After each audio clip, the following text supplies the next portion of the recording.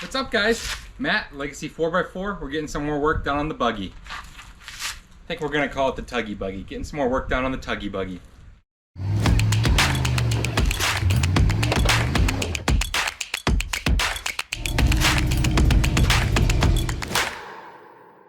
Okay, nice messy little pole barn. You also get a nice little light on that metallic green paint. So that's how that metallic green paint turned out.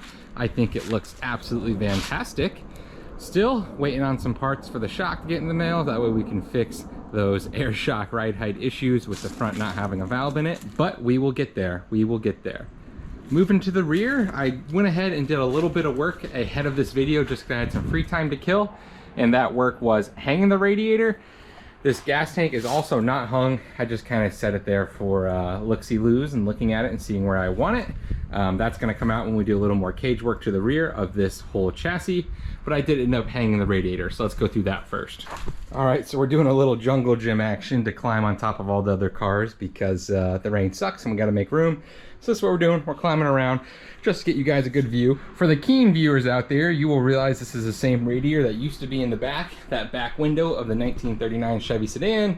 Since then, it's got a front radiator, a smaller one, a little Model A style, and that's where we're on the 39. So this radiator is getting reused. These upper clamps are actually light bar clamps. They're meant for like Jeep roll cages for light bars, but they're gonna make do for hanging a radiator. I thought that was a nice, clever way to hang a radiator in the rear. Then we got some steel strap for the bottom ones. That might be temporary, that might be permanent, depending on what happens and how frisky I wanna get. This fuel tank, as you just saw it up there, is now on the ground. This is a nice diesel farm fuel tank. It should work well. It's all aluminum. It'll look nice and pretty with the aluminum radiator up there as well. But before we get to that, we've got a lot more cage work to do in the rear. As you can see, the rear roof is completely caged. I'm very happy with the rear roof design. I think that's going to be more than sufficient and more than sturdy. But once we come down to this mid-level area right here, there's not that much cage work. In fact, there's only one tube connecting the rear to the whole cab area right here. So we're going to change that. We're going to add a gusset going from right there to right there, a gusset going from right there to right there. That way we have a nice apex right there going to the rear. And then we're also going to add a little bit of an X to the bottom, kind of mimicking that roof X just on the bottom of this substructure for the rear. Once those are in place, we're going to go ahead and put some side supports going from this bottom level to the mid level and all the way to the top level, fully boxing the rear of this buggy. It is going to add a little bit of weight, but at the end of the day, adding a little bit of weight for all that structure is more than worth it. So that's what we're going to do. That's what's on the agenda. That's what's on the docket. So I'm gonna go ahead and get cutting and get welding, and I'll take you guys along for the ride, adding the rest of this cage work to the rear of the Tuggy Buggy. All right, so a quick note, I am notching this with my plasma cutter. I'm not doing typical tube notching, and that's only because I don't have a nice fancy notcher like Jake does, and I have not had good luck with all the cheap like $80 to $150 Eastwood tube notcher replicas. Have not had good luck with them. Gonna use the plasma cutter instead.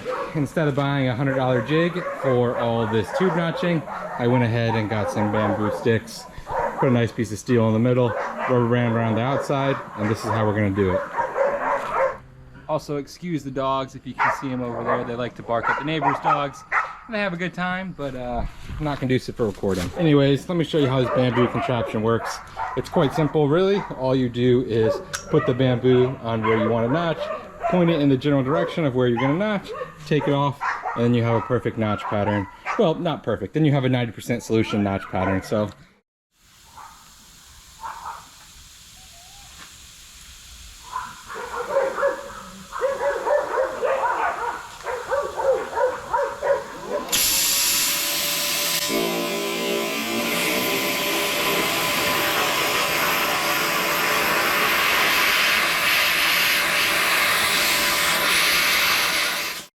all right, so the next step is just really repetitive. I'm gonna go ahead and put an X in between there and then do some more gussets from that point up, this point up, maybe some more over here. We'll see what we get down to. So it's kind of repetitive. I'm gonna go lay everything in place. It's just the same thing over and over and over again, so I'm not gonna show you guys, just a bunch of notching. All right, so we got everything in, we got everything painted. I did that thing that I always hate, is when I get in a nice groove and I start working and I forget to record. I did that. So here's what we got for the back. Sorry, quite a mess in the pole barn, but so we went ahead and added 2, 4, 6, 8 pieces of tube work to the back to give a little more structure and gusset everything together. Before it was kind of just a loose structure of 1.5 DOM.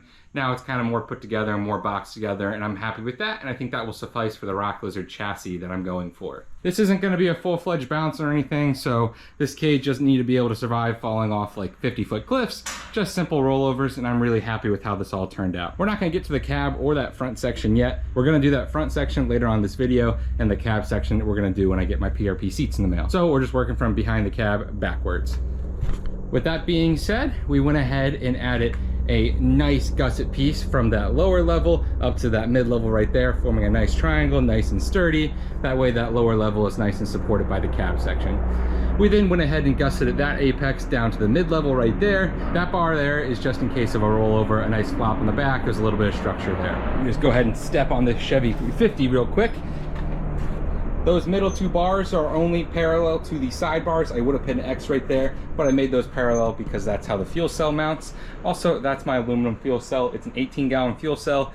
It supports diesel, and it should be nice and sturdy in there. Okay, at the very end of this rear storage section, we have the radiator hung right there. Like I said, light bar mounts up there, look nice and sick. And then from the back section, we added the gusset going from this back corner up to this apex, and then this apex up to the roof, serving the same purpose as this forward bar does. All right, now that we're back here, let's talk about the very rear. I was gonna add 2 supports going from that lower bar up to that mid bar right there, but I'm gonna hold off on doing that until I go back to Jake's house. I think we're gonna do some nice little plasma cut work back there, put a little nameplate on it, as well as add the bars then. So not too worried about that now. That's gonna stay the way it is. Getting to that trailer hitch receiver, you may be wondering why that's there. That's because the front and the rear are both gonna have those trailer hitch receivers, and the winch is gonna be interchangeable on the trailer hitch mount that it comes with. So that's the plan for the winch. Here's the shackle receiver that we're going to be running in the meantime. It's a cute little receiver. I just figured better that being in there than having nothing in there. I think it looks a little better, and it adds just a little more capability. Even though you can hook to any of the tubes on the frame, that's a nice central mount point, so that's why that's there. Like I said, whenever I want a winch from the rear, I'll just put the whole winch plate back there, and then we can call it a day and move that to the front. So that's the idea, that's the design behind that. So yeah, that's the rear of the Tuggy Buggy. Next thing we're gonna work on is the front. Like I said, we're gonna have to add a receiver mount to the front. Okay, let's talk through the front. I already got one side of the front fender area done, so I can show you the design in person. That's how it looks right there. You know, so we can follow that subframe all the way around, and then we got nice V's, nice triangles, nice triangulation between every part of that front fender. And that shock hoop is also tied into the subframe as well.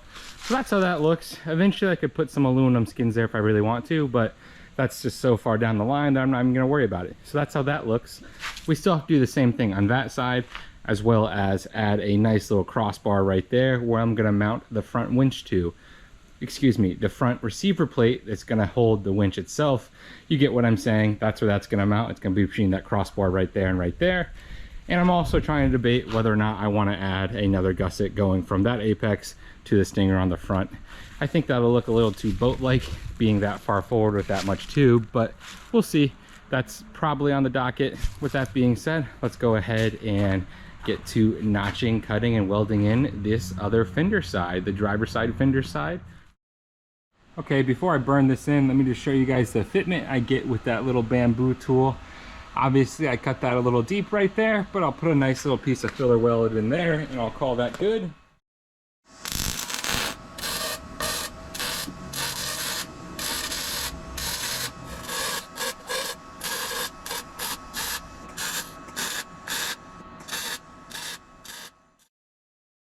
All right, here's the next step. All I did was plasma cut an 1.5-inch hole. That way I can fit the receiver through this middle section, and then I'm gonna weld it flat.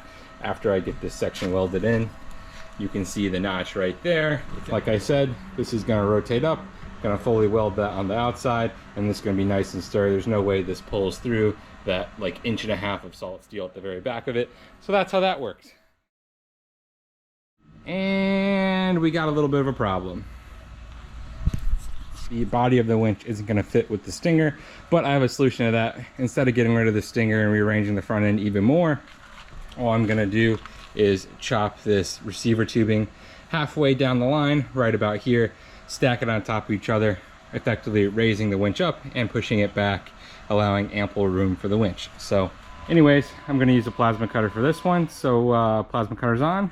let's get to it. Here's the solution. 1, 2, 3. All right, there's the fix.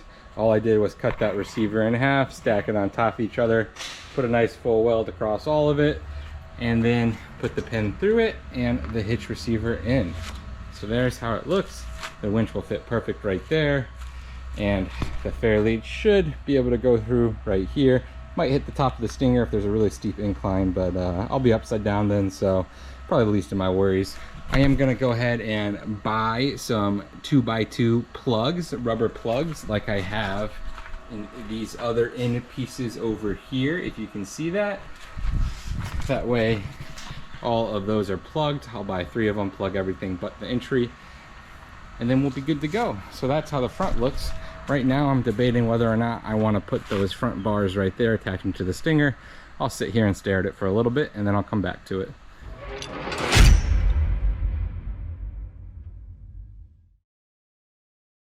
All right, doing a little night recording with the spotlight in the hand.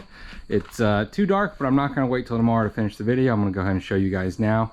That's how, let's walk to the back again. The back of it looks nice and sweet.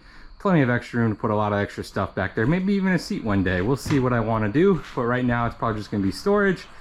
Fuel cell radiator in there nice and tight.